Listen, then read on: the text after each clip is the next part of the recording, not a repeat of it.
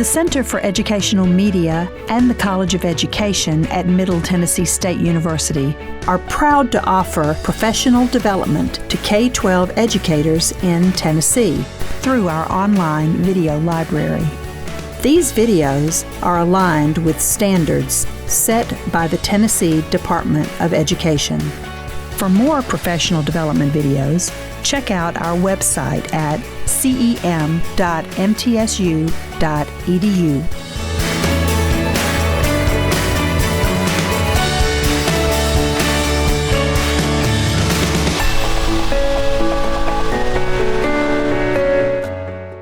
Good morning, everybody. I've had a chance to talk to a few of you already, and I just want to say I am so glad you are here today. I'm Laura Clark. I'm director of the Center for Educational Media here in the College of Education at MTSU. We are a media production center and a professional development center. We've started these tassel sessions because teachers who've come to our previous collaboratives have said, "This is so great, I wish my principal were here to hear this." And so we kept hearing that frequently, and so we said, well, let's start some sessions for administrators. And so this is the first one for SPED, so for administrators doing SPED programs, and we're happy you're here. Dr. Charles Farmer, who is with us today, Franklin Special School District, was nominated. And so when I reached out to him, he said yes quickly. Yes, I'll be happy to come and present. There are lots of things I'd like to talk with administrators about, and can I bring my team? And so we have Mr. Adam DeMombrian with him and Ms. Lauren Bauer, and they are a team of administrators from Franklin Special School District in Franklin, Tennessee. I'm looking forward to this session today, Dr. Farmer and team, so you may have the floor. Thank you. I'm Charles Farmer. We're going to start out today by just giving y'all a little background about us so that y'all know what we are bringing to the table as we try to give y'all practical experiences and advice today. And so this is my 28th year in education, public education. And I have been at Freedom Middle School in Franklin Special. This is my 8th year there. Prior to that, I was assistant superintendent over the middle schools and high schools for Williamson County Schools. And then prior to that, I opened up Summit High School in the south part of Williamson County. That's when I moved here from Alabama. I'm not a special, I wasn't knowledgeable in special ed. I was a social studies teacher. But whenever I became principal at Greenville High School in Greenville, Alabama, I had a freshman class that was 42% of those students had IEPs. And we were going through a state monitoring because our kids were over-identified by our feeder middle school. And so at that point, I learned that as an administrator, that I have a response. There are certain things that I have to know. And special education is certainly at the top of my list. And so today, as we present to y'all, we really want this to be a conversation. I'm glad that it's an intimate group because we can have more back and forth, and that's what we want. And like Dr. Clark said, I want to thank you for the invite. I'm humbled by the nomination. But what she said is 100% accurate because what we do, so I'm not going to speak for them, but I've known Lauren for 12 years. Lauren came from Florida. I'm not going to steal it all, but we met when she started RTI for Williamson County Schools and I was assistant superintendent. And I learned very quickly that her knowledge in a lot of things was important. So I'll let her talk in a minute about her background and how she wound up at Freedom. But so I've known her for a long time, did not know Adam, but Adam has become one of my biggest confidants and friends in the 7 years that we've worked together. And here's the beauty of this team is, I will say this much, Lauren has been at all levels of public schooling in all roles, really. And Adam could have had my job and he didn't want it. And so I've got 3 principals in our building, and that is phenomenal. And so that's a little bit about me. I look forward to getting into kind of the challenge that we have for y'all today. Lauren? Lauren Bauer. I did come from Florida to Tennessee about 12 years ago. By training, I'm an early childhood educator, taught elementary school, and then was an instructional coach. And in Florida, we rolled out our RTI in my district, and not real well. Like, nobody was real sure what it was supposed to look like. So through a long story, which we won't get into, if I'm away to Tennessee, and Williamson County Schools was hiring an RTI coordinator because Tennessee had just adopted it. And I was like, well, I know what not to do. Like, I know what didn't go well in my district, so I'll throw my hat in the ring. And I actually met Dr. Farmer when he was a principal of Summit. He called me up. We were not rolling it out to high school yet. We were focusing on elementary. And I remember when he called me, I said, here's the deal. Nobody really has RTI figured out for high school. So let's collaborate and figure it out together. And that is where my love for secondary started. I didn't realize you couldn't always provide intervention during study hall because some kids are credit deficient and don't have a study hall. I was like, oh, okay, cool, let's figure this out. And then after that, I became an administrator at Franklin High School. And then I became a principal of an elementary school. And then at some point along the way, I ended up getting my doctorate from Lipscomb, and my dissertation was on Lipscomb's post-secondary program for students with disabilities. So I've had the luxury in my career of seeing special ed from the very beginning in elementary school all the way to the college level, which is really kind of cool. Special ed kind of found me, like I wasn't looking for it, but I feel like I can bring a unique perspective to IEP meetings, and we're talking to parents and I can tell them, like, no, there's actually a lot of really great options for your child at all levels. And then I found my way to Freedom. Like I said, I didn't love elementary school, and Dr. Farmer had actually posted on Facebook that he was hiring an assistant principal, and I texted him and I was like, hey, do I have a shot? And I will not forget, this is kind of the nature of our relationship. He is like, Bauer, are you joking? And I'm like, I actually don't think I am. I was like, let me talk to my husband and let me, see if we can make this work. So we did, and this is my third year, and we work hard and play hard. And what she didn't say is, because and she knows this as well, we lost a great one who became principal of an elementary school in Franklin Special. And we're like, what are we gonna do? This is pushing towards July. And after she confirmed that she was interested, I told Adam, this is better than the best case scenario for our kids in our schools. So we're glad that she's been with us for 3 years. And this is my 25th year in education. So they saved me for last. So I do like to talk, so y'all shut me down whenever you want to. So my story is a little bit different. So this is my 28th year in education, and it's all been at the same school. So I actually went through the Franklin Special, and it's now Franklin Special District. And so I didn't go to the school where we are at Freedom Middle School because it wasn't built back then. But I actually went through there. I started teaching math. I taught math for 14 years at Freedom. Taught with some of my former teachers, which was odd in itself.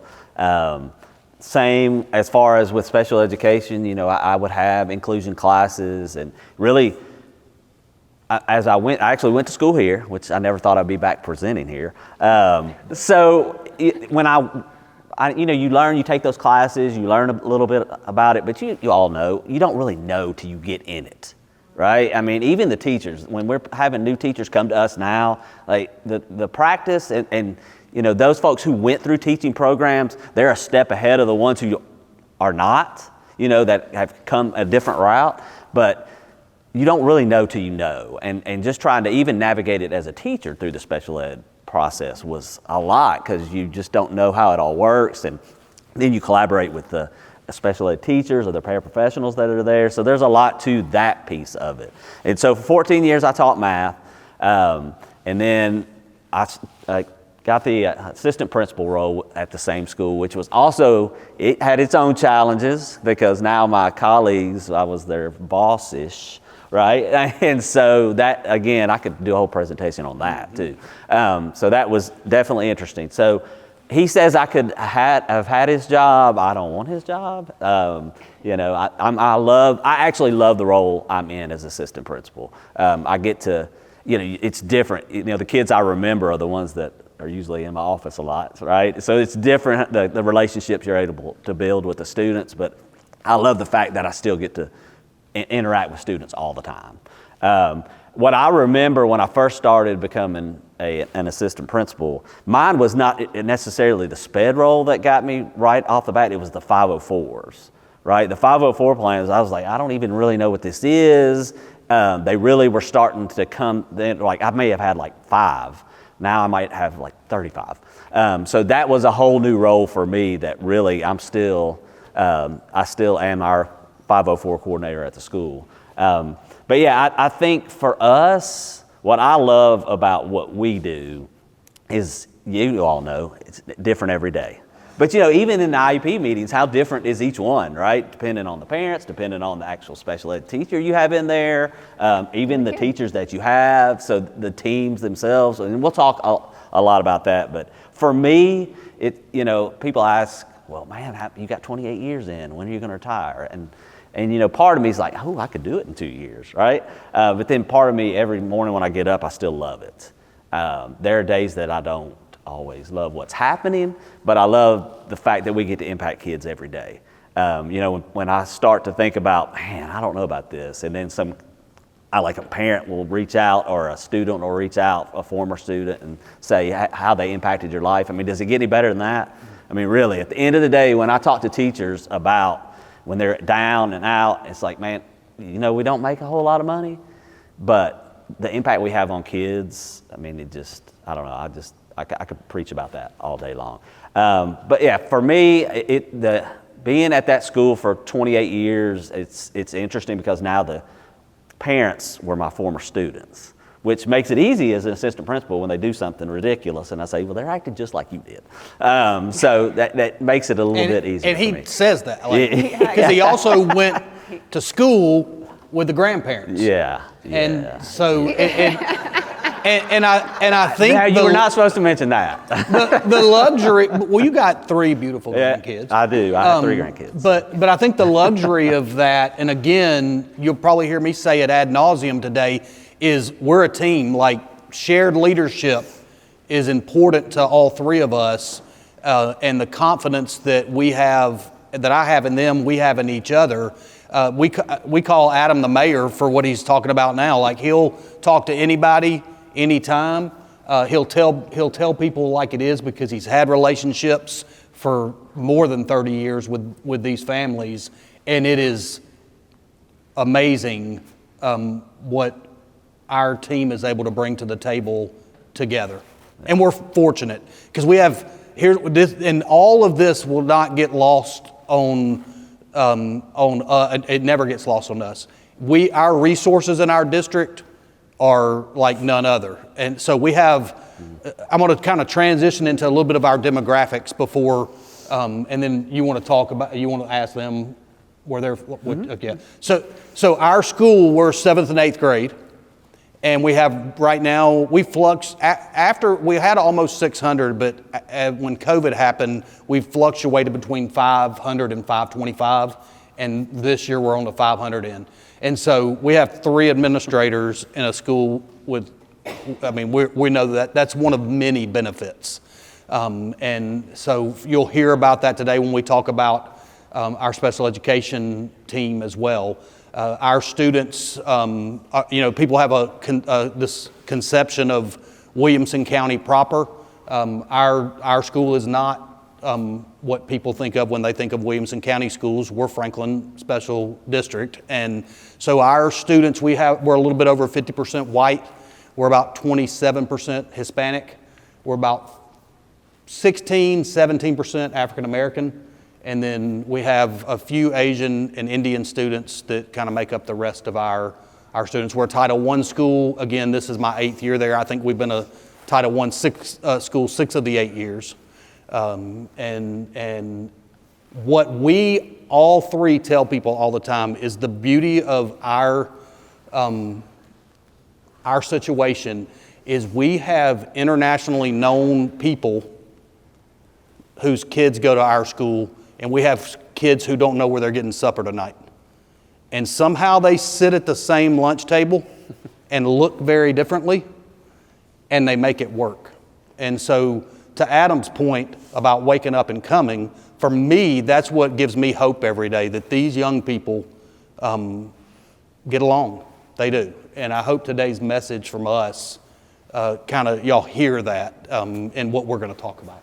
Now, as much as we love it, they still are 12, 13. That's 14. true. So, Who can't keep their hands to they themselves. definitely keep us on our toes. That's kind of the intro for us. So we're going to talk about expectations, accountability, and supports. For us, the expectations part of it is that you have to have clarity and a shared understanding of what it means to be an administrator, an LEA. You don't have to know everything, but you can't be passive. And so Dr. Clark, when we had our meeting back in the early spring, I told her that I'm just going to be straight up today with y'all. And I've seen too many times as an assistant superintendent, as a principal colleague, where building administrators like to pass the buck. Again, none of what we're going to talk about in the first section, which is probably going to be the most boring part, honestly, is something that you have to know word for word, but you can't just say, I'm going to let somebody else do that. Just to kind of echo that, both of my assistant principalship and principalship prior to coming to Franklin Special was in Williamson County, which might be the most litigious district in the state if I had to guess. So I couldn't pass the buck. Like when I'm sitting in that meeting as LEA, like I better be prepped and ready and know my stuff and even be prepared for curveballs. So we'll talk about them in a little bit, but I really leaned on my experts in the building and in the district to get me answers before I walked into a meeting because I didn't want to have anything go sideways that I wasn't prepared to handle. Second part of the session is going to be on accountability, and we're going to specifically give y'all some practical examples of how we monitor progress, both for students and for the culture of our team. And then we'll do the third session will be on supports and what we believe may be helpful to you for you to support your teachers as they support students. So this is our promises to you today, that we will keep it real and we'll provide you with practical ideas because, Adam kind of already said this. There's nothing worse than y'all sitting through 2.5 hours and being like, okay. And so you may not be able to take it, like you may have to call us and talk more with us today on, okay, how do y'all use that? Or can you give me a copy of that? But y'all will have practical ideas that you can take if you find them beneficial. And if you don't use any of our actual things, then hopefully you'll have some ideas that will provide action for you and your teams. Yeah, so the blue links, we put those in there so that y'all could have them readily accessible, so y'all have access to it. So I want to start by talking to y'all about what we mean by foundational expectations. And so the first thing would be this.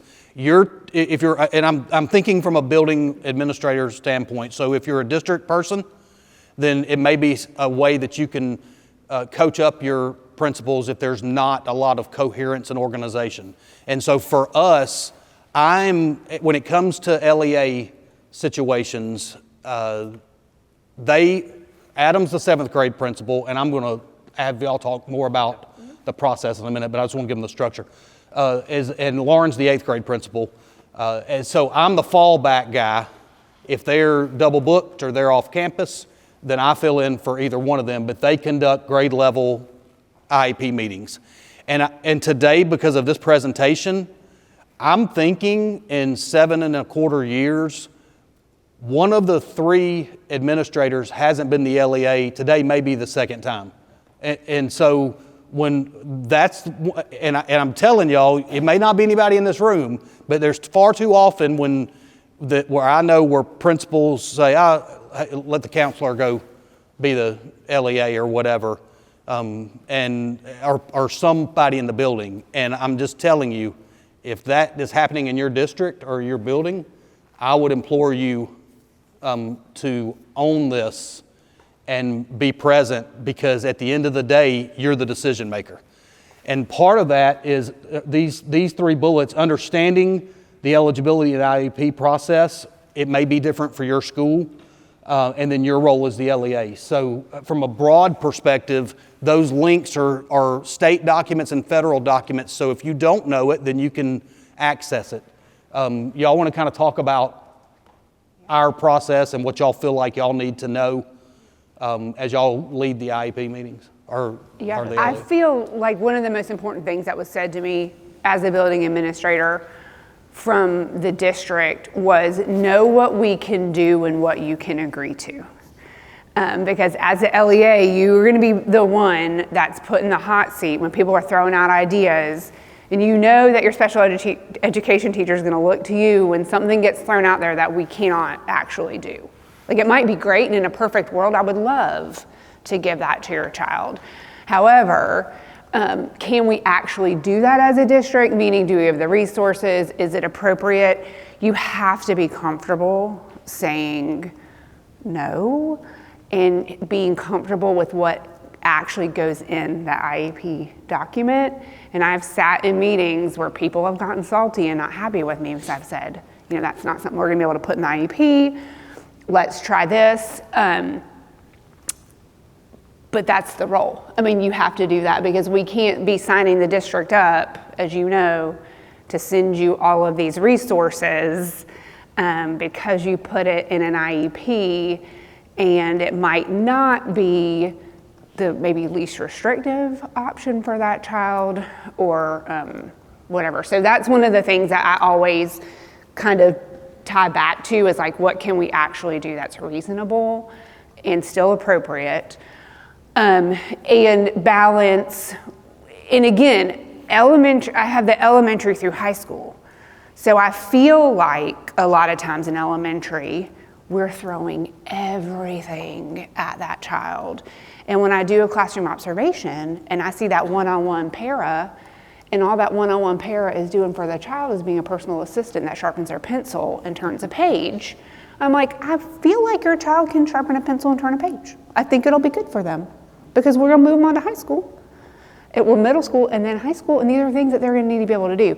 So I think having that purview helps, and then knowing like what actually is best for a kiddo. And if you don't know before an IEP meeting, like go watch that kid in the classroom and go see what's happening in their day. Like familiarize yourself with what that child does need and then what we might be over-serving them, just to make sure that we are building that independence. And it's really hard to say that to parents of elementary kids because they are wildly worried that, I always joke that they think they're just throwing their kids off to the wolves. I'm like, no, we've done this for a long time.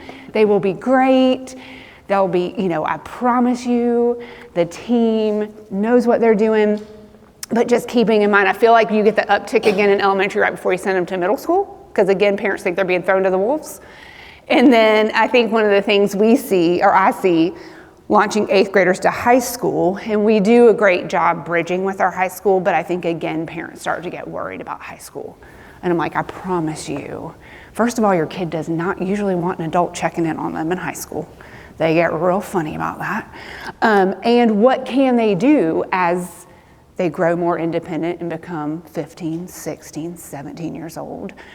So that's just something I always kind of carry in. Also, because of my RTI background, I'm very comfortable with eligibility, especially for a student with a specific learning disability, because RTI kind of led to that, could lead us to that path. And then in my time as a RTI coordinator for Williamson County, I spent a lot of time with our special ed department, learning from them how the other eligibility categories kind of work and what students would need to qualify under those. And I think that that's incredibly helpful too, when you're sitting in a meeting with parents, understanding all the eligibilities and what qualifies, what the criteria is. And then ask your school psych. And I know I'm saying that like you all have a school psych at the ready. We are blessed to have that role. And in Williamson County, we had a school psych at each of our buildings, so I know that I might sound really bratty when I say that, but I was always able to go to them and they could have really good conversations with me. I mean, I can't tell you how many times my school psych would sit down and be like, Bauer, you need to back it up. And I'm like, okay, yes, ma'am. Like, what are we looking at for eligibility? And I would take that from them because they were the expert, and I would really lean on them to tell me what. Remember, as the LEA, and I say this about any decision, you even though you're in a meeting, you still have time. And that's something I learned the hard way. It's a long ago example, but I was on my first assistant principal job. This was about a month after 9/11, and we show up, and there's a powdery substance in the bottom of all the vending machines. And so we, of course, shut the school down, get it tested. It's not anthrax. We find out that it is a special ed student with impulsivity who did it. The way that structure was, I wasn't responsible for that IEP meeting, but I got thrown into it as a 26-year-old who'd been on the job for, a month and a half. And I'm in the meeting, to Lauren's point, saying, no, this is not a manifestation of this child's disability, but I gave in.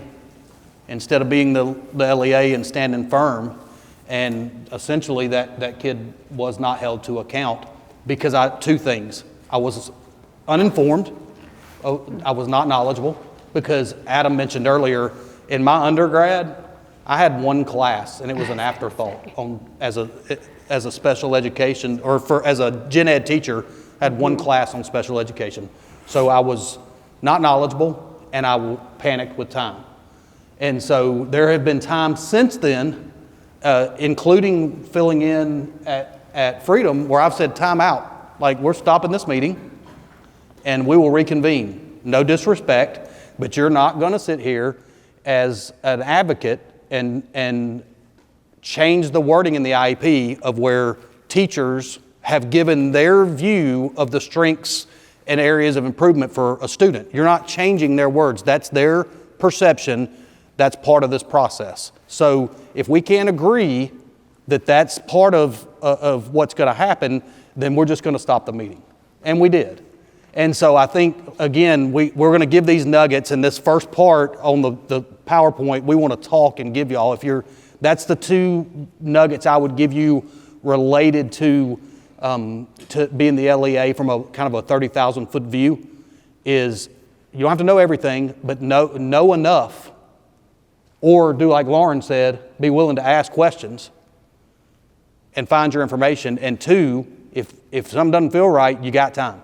And I think that's, for me, what I would like to say about it too.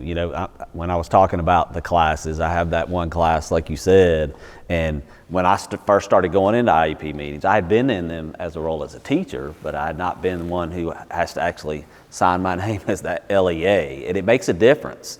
And so I think for me, it is okay not to know, but it's not okay to sign something when you don't know. And it's not okay to just say, well, somebody knew, so I'm gonna put my name on it. And you just can't do that. And I think that's hard sometimes. And so I will always go back to, like, for our IEP meetings, each situation is different. Each family is different. So for me personally, like, the relationship you have with the family is gonna help or hinder that meeting. It just will, because at the end of the day, we're thinking about all the kids, we're thinking about all the structures, but that family is only worried about their child, and they want what's best for their child regardless. But that doesn't, like you say, it doesn't mean throwing the kitchen sink at them. Not everything is appropriate. Not everything is necessary. But go ahead. I was saying, to your point, sorry to interrupt, when you talked about our demographic, like I know the parents who would potentially have access to an advocate that could come to a meeting. And then we have the parent who just wants to know you're taking care of their kid. And I need my team and us as LEA to be able to flex in those situations, because the one that's just worried about you caring about the kid, like I'll say to the team members as they start sharing, like, hey, let's not use all of the short, like tell them what that means. You know what I mean? Like when you say PLEP, like let's say, here's their present level in reading, or because I think they don't know, and when we do that, it can feel very us against them. Now, if you're walking in with an advocate, gonna operate a little bit differently, right? Like nothing's gonna be illegal in either meeting, but I know that you're looking for a very formal, buttoned up, I can probably use some of those abbreviations because you probably know what they are. But I will take the time to clarify for the team, especially as I'm note taking. I'll just say, like, just to be clear, I'm putting this in the notes. But just something like, I think it's important to flex and know your families and know your students. And I know we're talking a lot about this, but I think the personality of that special ed teacher and their comfortability, or if they are comfortable or not in that meeting, you know, some of them are new, some of them don't like leading those meetings, even though that's a part of it. I think we are there, in my opinion, you know, I don't sit in on hers, it's usually just one of us, but we have to help guide it, right? And we can make those parents feel comfortable or not. Sometimes the teacher themselves, they're not really good at that. So we have to be that person. We have to be flexible in how we approach that. Like you said, we know sometimes that it's going to be more formal than others. But at the end of the day, the goal is to put those accommodations, modifications, whatever in place that are appropriate for that child at the end of the day. And we are the ones that have to really finalize that decision when we're looking at it. And they can. Y'all have had advocates before? How many of you have never had an advocate? Yeah, exactly. Right. Yeah. Right. So, and we don't have that many. I'll be honest with you. It doesn't happen very often.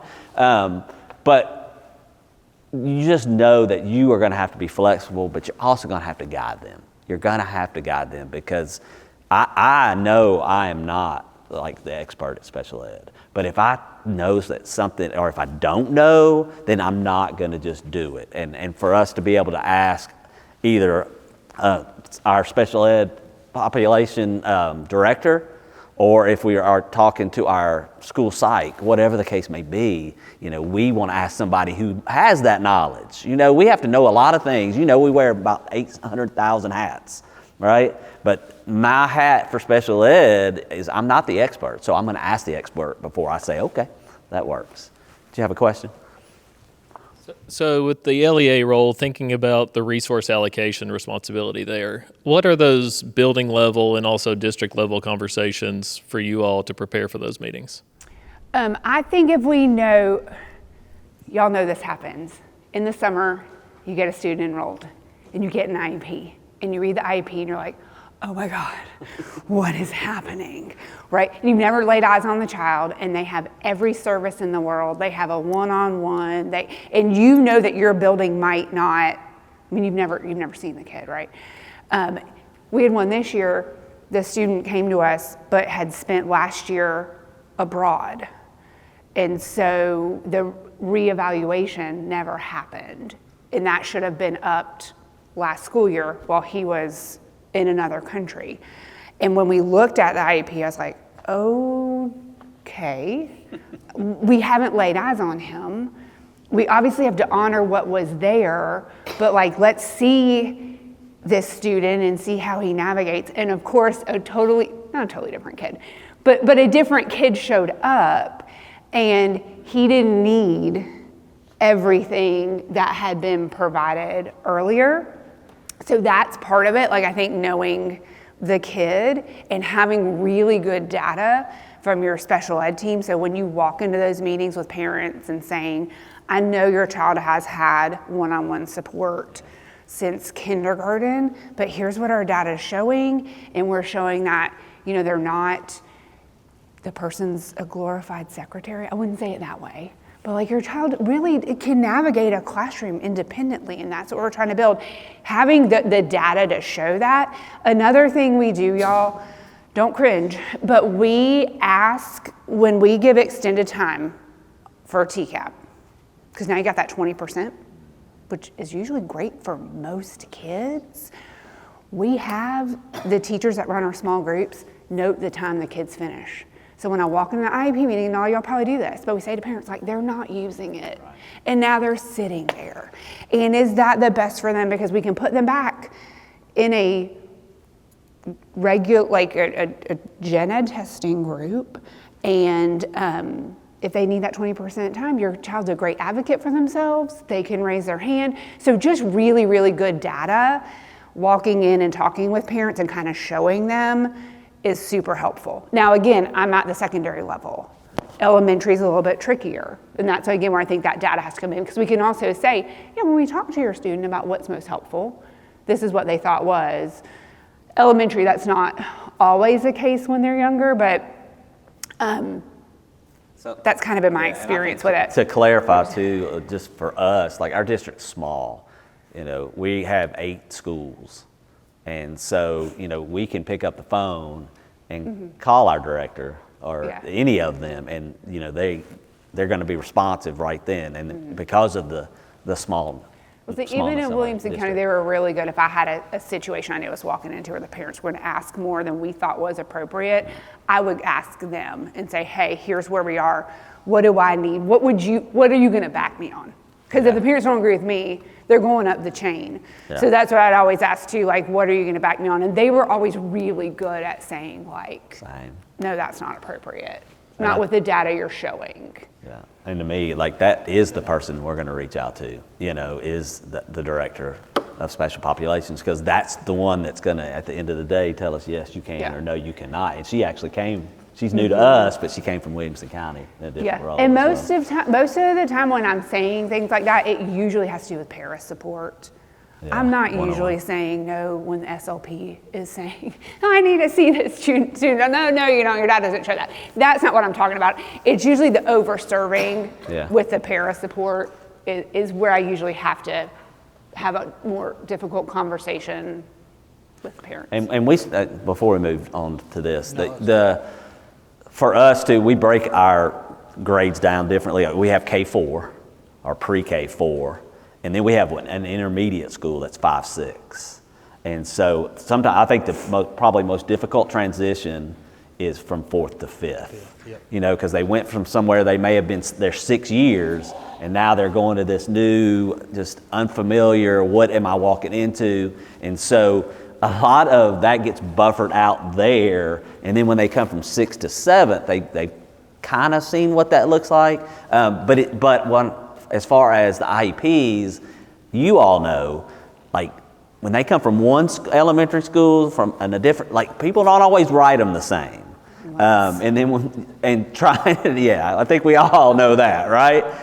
Some of them you're looking at it and you're like, what is all of this? I've never seen it. Yeah, and so for us, we fight that battle sometimes too, because it's always like the high schools blame the middle schools. The middle schools for us blame the intermediate for that, and then the intermediate blames the elementary, and it's like trickle down when it comes to that. But I do think knowing what they do at the school they're coming from is helpful too, to say, okay, that's what the structure looks like there. But this is what it looks like as you move on to here, either in the 5th, 6th. And for us too, we don't have high schools. We feed into the county high schools. So that's, like you talked about, the bridging, that's another tricky part of it. But I think being knowledgeable about it, what it looks like, where they're coming from and where they're going to, is important. Thank you for the question. Any other questions at the moment? So just broadly about resources, I said we'd talk about that related to our school.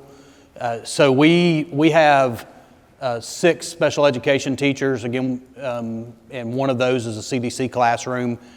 We have 9 paras. We have we're about 13% of our students have IEPs, and so we're 60-ish, 63 maybe IEP. So again, I mean, that's a blessing for our teachers to have about anywhere from 10 to 13 files that they manage. As I'm sitting with my I 35 know, y'all. I 504. know. I know. Yeah. Don't throw anything at us. Yeah. Please. I saw faces. I know. But I you know, I will say this, and they won't ever see it, but it's a testament to our school board and our director of schools. Like there's a reason why Franklin Special spends more money per pupil than any district in the state, and it's because of we share with our intermediate school for our SLP. We have a full-time school psych. We have 6 SPED teachers and 9 paras. Like we are, but we're blessed. Specifically related to, I just want to, since you asked our resource question, I told y'all we would touch on that. And sometimes the problem for a building administrator is when you've been in that, because what I thought Adam may talk about during his introduction, there are a lot of people in our building like Adam that have been there their whole career, and they're great, but I think when you get used to something, you don't realize. Like I was actually at a state training last Thursday, and I was talking to somebody during a break, and she told me their teachers had about 35 files, and I thought she was going to punch me when I told her mine have about 13. And so we're thankful, but we are grateful, and it doesn't fall off of and we try to remind our people of that. So just as a reminder, we're talking about all this stuff on the front end for really this reason, because y'all have to run your districts or your buildings how you want to. And so we view our time with y'all as just another example of what you may consider. And so as we talk about foundational expectations, you have to determine the things we've talked about. What are you comfortable with in terms of how involved you expect your administrative team to be? You have to determine how passive you're going to be. And I don't mean that negatively, but are you going to stop a meeting because it just doesn't feel right? Are you going to have a direct conversation with your teachers because your teachers, you see the situation differently as the LEA examples they've given? And so this is where it starts. That's another reason I didn't tell Dr. Clark this, but when she reached out to me, like at this point in my career, really love talking with building administrators to figure out how we can lead a building at the same time as we can support teachers, because we know how hard their job is, and we have to strike the balance between holding them to account and pushing forward and doing what's right by our students. And so just keep that in mind while we're spending a lot of time on this. And you know, the culture part of this, and I'm not going to apologize but once, that I tell a lot of stories because to me it resonates when I've been there and done that. So I mentioned an advocate earlier. And we came back for the next meeting, and it's the kind of thing that Adam talked about a minute ago. And it's not like one of my areas of strength, but I wear this little band because Austin's dad gave it to me. Austin was a special education student of mine when I was at Summit High School. So I'm being pretty firm because I'll tell y'all how direct I am, but if there's an advocate in the room and they dominate the conversation, again, this is an example of passivity. Are you willing to listen and engage with that advocate, or are you going to say when they get loud or combative, I'm sorry, the guardian is who I'm going to talk to? You have to make that decision. I know where I fall on that, but there's a trick to it. Adam already spoke a little bit on it. Is so that this little thing right here, that advocate, when we had the follow-up meeting, saw it. And she didn't say anything, but she said, I feel like I know you. And she kind of, a little bit later, came back and said, I was at Austin, I won't say his last name, his dad wouldn't care, but I was at Austin's funeral, and you spoke at the memorial service. And her perception of me from then on, we still would have our disagreements throughout the course of trying to get that situation where we were supporting the kid correctly, because there were some things that we inherited. It's one of those situations Lauren mentions where that IEP came to us from another district, and I'll just leave it at that. But the point is that you got to push and pull. And y'all, I'm not telling y'all anything you don't know, but what I do know is sometimes we choose the path of least resistance. And I believe when it comes to this particular topic, that you have to be clear and firm in how you're going to do things. And I have the supreme confidence in them. And so again, they do 95% of the work related to IEPs. But we're congruent on what I'm talking about. They have no problem saying no to the teacher or to the parent. And so we're spending a lot of time on this foundational part because you've got to determine what your expectation is of your LEAs, or if you are the LEA, then like how are you going to approach this? We don't want to go into the depth of eligibility. We just wanted y'all to have, again, access to state documents and those kinds of things. Again, this part of the discussion is really about you setting the foundation of what it's going to look like in your schools.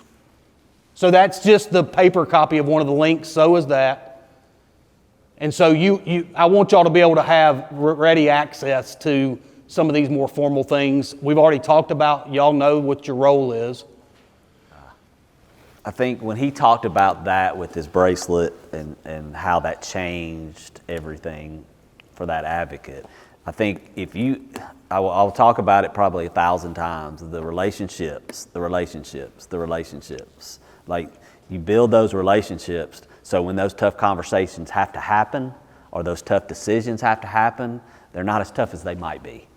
And I think, a lot of those parents see us as the experts in this, and they want us to do the right thing. But I think we can make those IEP meetings more manageable if we have a relationship on the front end. Now, the initial one, maybe it's not. Maybe it's right at the beginning of the year. But I feel like there's time, even between August, whenever we start, and the end of August, to have talked to that parent about something else. And I think that is what helps when we have to go into some of those conversations. And I think knowing your teachers is important too, because I bet you all have one that overshares. And in that meeting, they're in there and you just want to we see y'all. You just want to take them and say, what are you doing? You have just made life difficult for everybody by what you said in there, right? And so. But are you gonna? I'm sorry to talk. Are you gonna? What I talk about is trends. Happens a time, but if it continues to happen, are you going to let it continue to happen and be passive? Or are you going to put your arm around them and say, I love you, but... You stop talking. Sorry. You're right. Not you. That person. Yeah. Well, no, me too. Yeah, right. So, but I do think, all of those aspects come into play. And when I go to relationships with families, it's the same thing with the teachers, right? So that makes it a little easier to say, hey, that's not something you should say there. You can't tell them we can do this, or you shouldn't say this part of it. And for us, what we try to do in our IEP meetings is have all of the core teachers in there. So if possible, we like to have them all, the 4 academic areas there. We don't always, but we try to. And we're lucky enough, I hate to even say this too, we have 2 planning periods for the teachers. And so we do those meetings during one of those 2 planning periods. So we don't have to do them after school. I know there are places that have to do it there. Yeah, I know. And here's the wow about that is, like I said, I've been at that school for 28 years, and we've had them since I started, 2 planning periods. How we make it work is just, it blows my mind, but we're able to do it. And that, think about that. I know a lot of you are like, what is happening? Because how much time that allows us to do those things in there too is one of the processes it's a beautiful thing. And y'all know this, if you're in secondary, you do have to prep those teachers sometimes with what they do say about the kiddo, because I've sat in meetings with a newer one and I'm like, next time I have to talk to him before we go into a meeting, because that was, I know what they were saying because I've worked with secondary teachers long enough, but I'm like, that sounded harsh. That was not the intent, but it sounded harsh, and that parent didn't. We could have gotten our point across without saying it that way. So that's another thing I think is listen, in elementary school, my teachers were like, please don't make me talk, please don't make me talk. And they're the most precious educators you will ever meet. But secondary, they're going to tell when you ask the impression of what that kid is, they're going to tell the parent. So that's just something to be mindful of is preparing them. Well, so let's talk about options. So we do have a situation where we schedule IEP meetings during one of the 2 planning periods, and everybody's on board with that, including parents, and it works. But we also have had a time, primarily during COVID and shortly after that when we had virtual, but I've also been in schools where we had one gen ed teacher, but the others had to provide whatever the school psych asked. And so you can do that too if that's your preference, if your resources are limited. But I think, again, back to your responsibility, talking primarily to building principals in the room and assistant principals, is your responsibility in that then is when a teacher doesn't turn their stuff in, then you have to say, okay, well, maybe something happened, but at some point, and I'm going to give an example. A great teacher, but this teacher, and I normally don't drop trump cards like this, but I had to. This teacher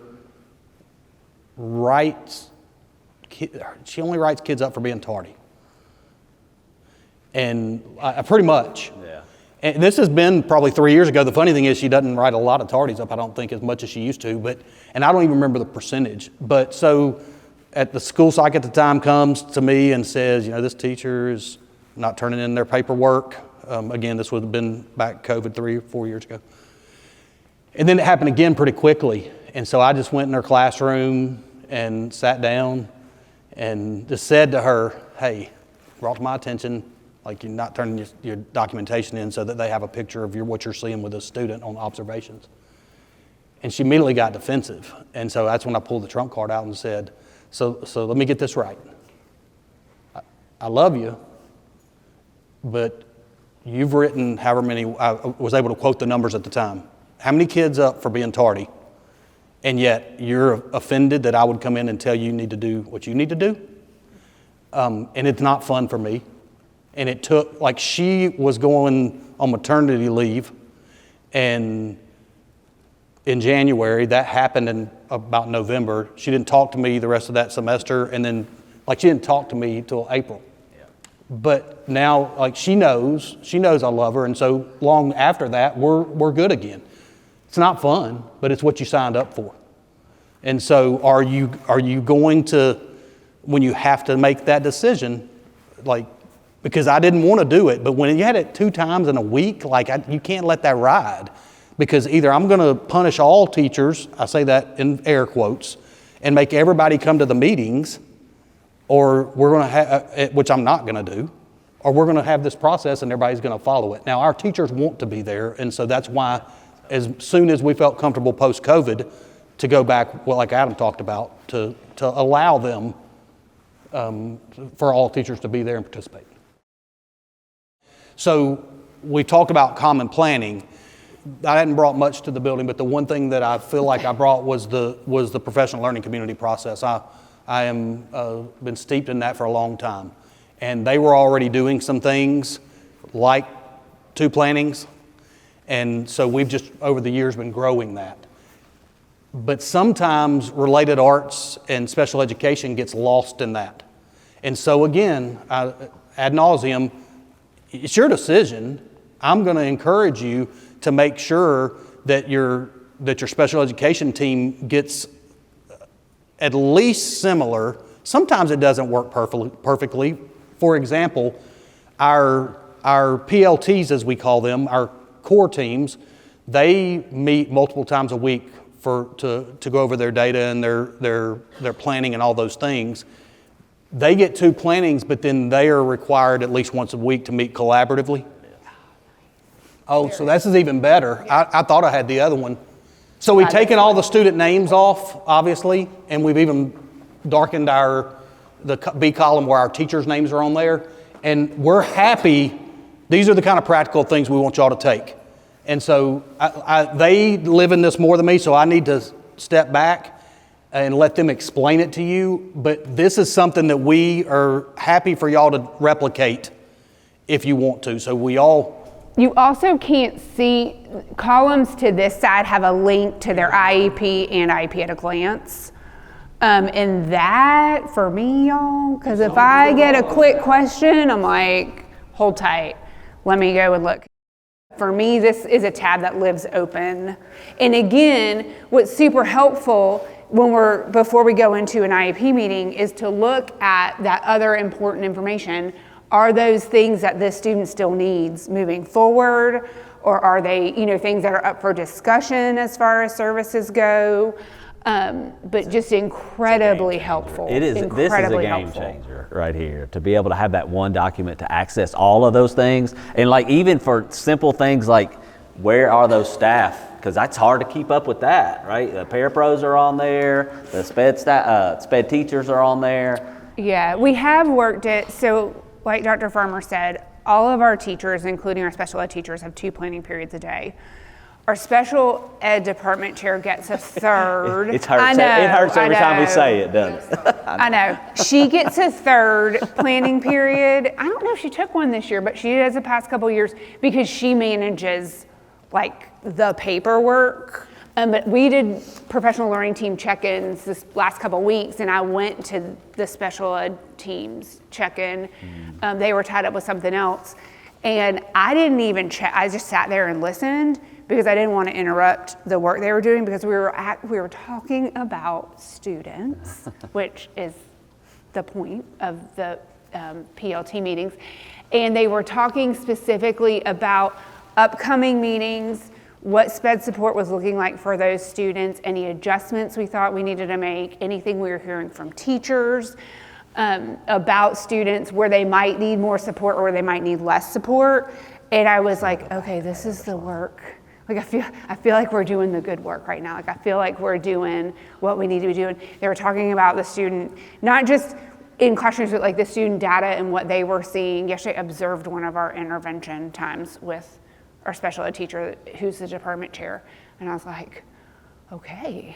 Not that I don't usually feel like that, but yesterday was just a reaffirming moment as I watched that group that was working on fluency and comprehension. It was just really cool to see. They really, really know their students, and I feel like it's because they have time to know their students and talk about them and pass the torch if they need to from one grade level to the next.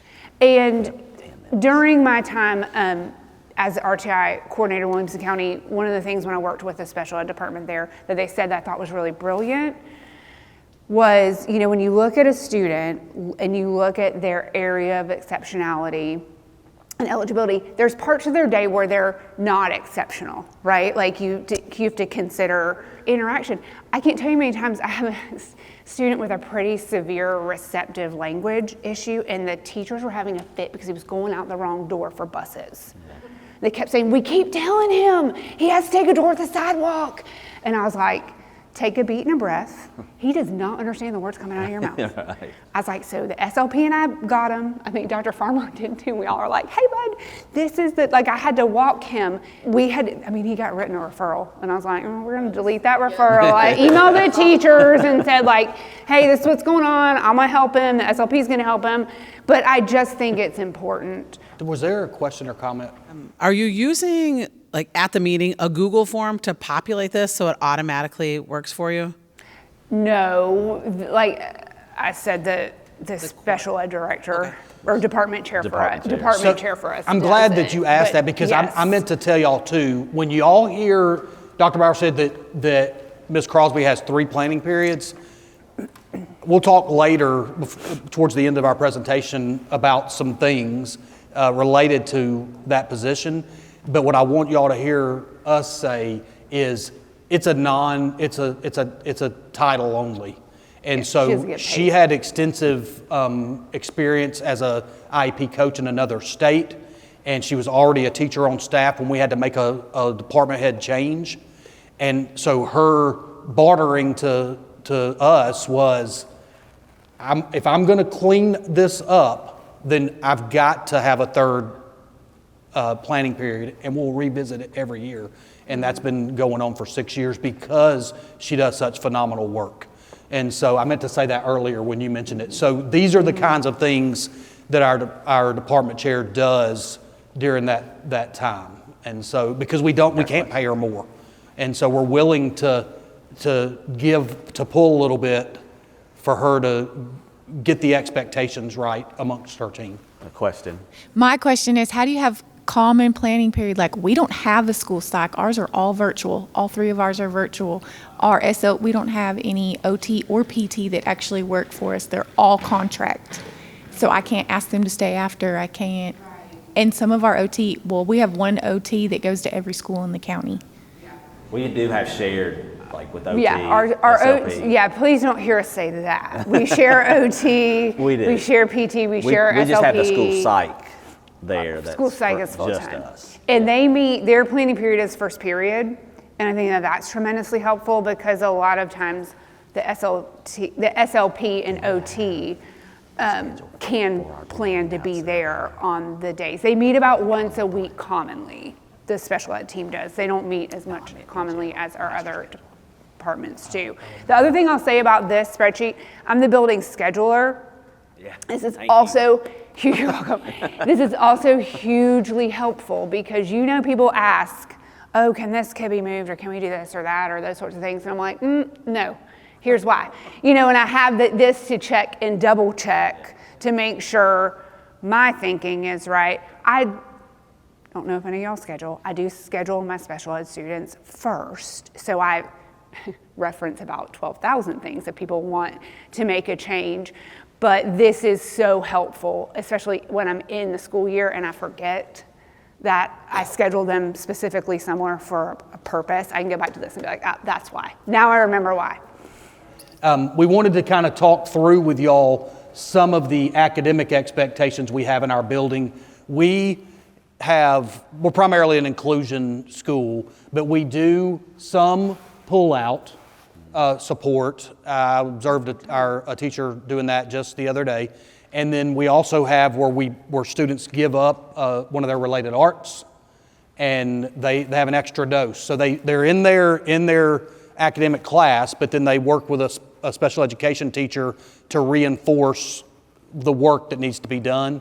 And then the interventions we can talk about when we get back, because I think we've reached a break. We're going to put a reflection up here that we'd ask y'all when you come back in 15 minutes to kind of think about, and we may ask if any of y'all are willing to tell us where you are. So we hope we've enjoyed the first hour. We hope you have too.